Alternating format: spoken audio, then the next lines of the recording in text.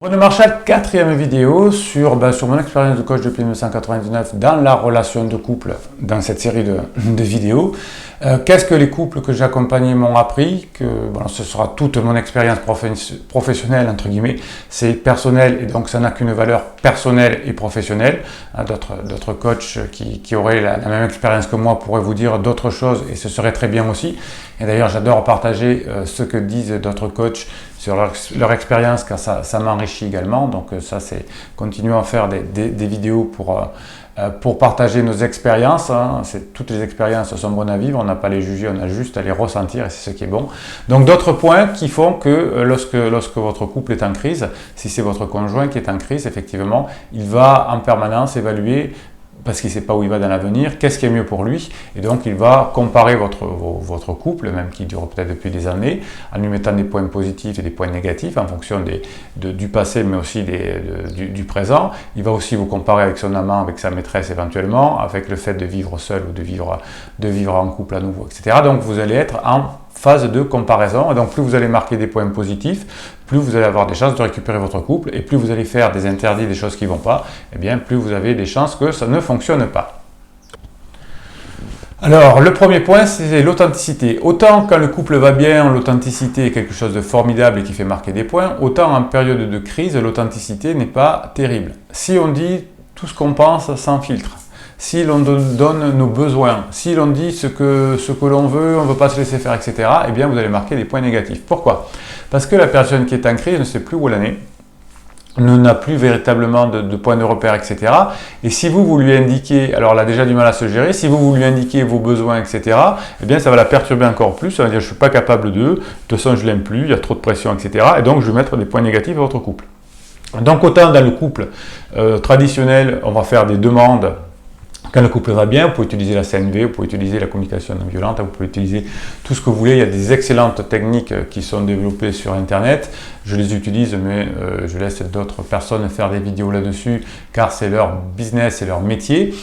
Donc si vous êtes trop authentique, et si vous dites sans filtre, et si vous donnez trop vos besoins pendant la période de crise, eh bien la personne ne comprendra pas. Dans une crise d'adolescence, dans une crise de quarantaine ou de trentaine, on a tellement d'émotions, on est tellement perdu qu'on n'a pas le temps de se pencher sur les besoins des autres. On a déjà assez de mal à se pencher sur nos propres besoins.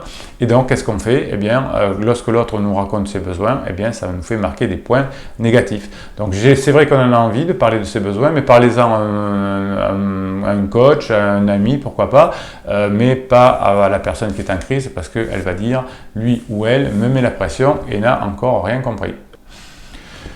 L'honnêteté est quelque chose qui va faire fonctionner le couple, qui est positif quand le couple fonctionne bien. On doit être honnête, tout dire, sinon ça abîme le couple. Mais quand on est en période de crise, être honnête, tout dire j'ai vu que je t'ai vu avec ton amant, j'ai regardé dans tes textos. Alors ça, faut pas le faire, bien évidemment. Déjà, faut pas regarder. Enfin, c'est destructeur si vous regardez. Bon, si vous ne faites pas prendre, à la limite, c'est moins grave.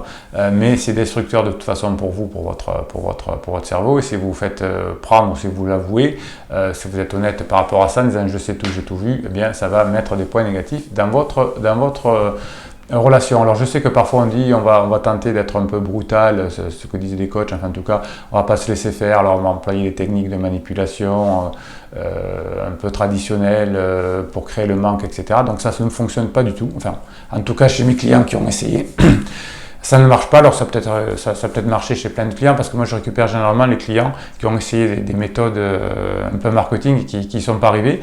Ces méthodes marketing fonctionnent 80% du temps, mais 20% du temps ça ne fonctionne pas bien. Donc on vient me voir à ce moment-là, donc je ne sais pas s'il faut prendre le risque de le faire ou pas, mais en tout cas, moi j'ai souvent des personnes qui m'ont dit j'ai essayé les techniques de manipulation que l'on m'a proposées, alors on dit sous d'autres noms de manipulation, mais effectivement ça ne fonctionne pas, et intuitivement je peux comprendre quand une personne est en crise, si elle se sent manipulée, ça peut donner des points négatifs également. Donc trop d'honnêteté pendant la période de crise peut desservir. Donc l'idée c'est de ne pas vouloir avoir raison, parce que souvent effectivement on a raison, c'est injuste, on souffre, etc. Mais si on va avoir raison, on va abîmer la relation. Et si on abîme la relation, on va marquer des points négatifs et la personne préférera vivre des expériences autres avec quelqu'un d'autre, dans un autre contexte, etc. Avec des copains peut-être, beaucoup plus sortir parce qu'on ne prend pas la tête et c'est beaucoup plus sympa. C'était la 4e vidéo sur mon expérience de coach que je vous livre là. J'ai pris quelques notes ces derniers jours pour voir ce qui peut vous faire marquer des points, ce qui vous fait marquer surtout des points négatifs quand le couple est en période de crise. Et l'idée, ça nous permet de comprendre déjà de comment on peut en retrouver son couple. Et si on comprend bien comment ça fonctionne et qu'on se fait aider par quelqu'un de compétent, eh bien, il y a des chances que le couple puisse retrouver sa vigueur, sa joie de vivre. Donc si vous êtes généreux, que vous voulez que d'autres personnes puissent avoir accès à cette vidéo, si ça peut leur plaire toutefois, vous mettez un pouce en l'air dessous et d'autres personnes pourront voir cette vidéo. YouTube la proposera. Bien sinon, faites-vous plaisir en vous abonnant puisque vous aurez des posts qui vous sont réservés aux abonnés. Et puis posez vos questions. Nous sommes une chaîne de partage constructive ou positive et je réponds à tous les commentaires, toutes les idées sont les bienvenues, tous les compléments sont les bienvenus. Nous sommes un groupe, une communauté qui avançons ensemble et je vous en remercie.